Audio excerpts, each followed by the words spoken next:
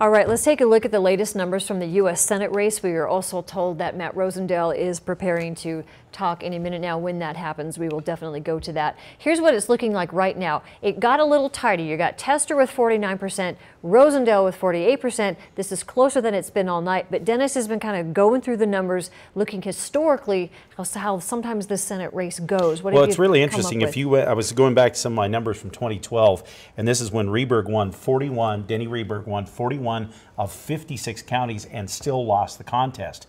And that's not surprising when you look at the numbers. What's interesting is Tester in 2012 had 46% of the vote after all votes were cast in Yellowstone County, Billings being Rehberg's hometown. This time around 48%. So he's actually running, at least in the early going, stronger in Yellowstone County. But here's the thing.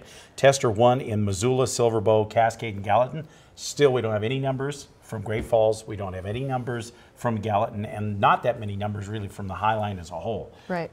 So okay, we'll see what happens. Let's go to Matt Rosendale. He's talking to his supporters right now, live. Are we getting close there? We're almost there, folks. We are almost there. We just wanted to stop out and thank everybody for coming out tonight. You all have been so supportive over the last 12 months. You've been knocking on doors, you've been making phone calls for us, and we are almost there.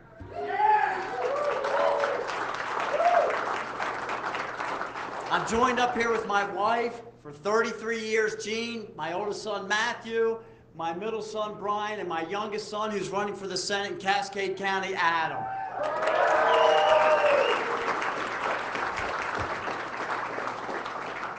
It looks like it's going to be a long night. They're going to be driggling and driving votes in for quite some time now, and that's why we really wanted to come out and address everybody and come out here and spend some time with you, because I just don't know how long it's going to take. It could be into the wee hours of the morning. So we just wanted to come up, say level hello best to count every ballot. Take a lap around the room here and visit with everybody. Thank Matt you Rosendale. again. Now let's switch. John Tester is also speaking live. Here he is right now. You being here is just a sign of the momentum that we've had from the very beginning of this campaign, and I just want to thank you for that. We have been here before, as many of you know, 6 years ago and 12 years ago, and I will tell you, the folks that I've talked to over the last month or so, I think I've told you, you've heard me say that, you know, this was probably going to be decided sometime on Wednesday. And so this is no surprise. I feel absolutely unequivocally very good about where we're at right now.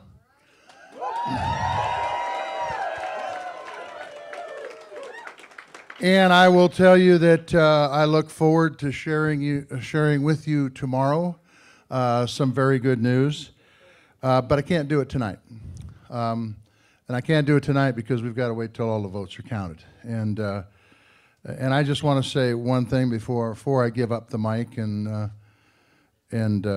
hopefully we will see you tomorrow at some point in time.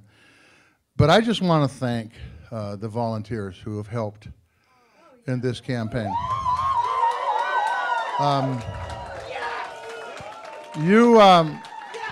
Look, guys and gals that were on the phones, that went door to door, and I can tell you that if you want to make sure you're alive, all you have to do is go door to door. It gets you out of your safety zone. But the bottom line is that we had literally thousands of people across the state that went door to door and got on the phone and made phone calls, which also is not easy, and talked to Montanans around this state. And for the volunteers, some of which are in this room, and for the folks across the state of Montana who have helped me get to this point, I just want to say a heartfelt thank you for that. Thank you very much.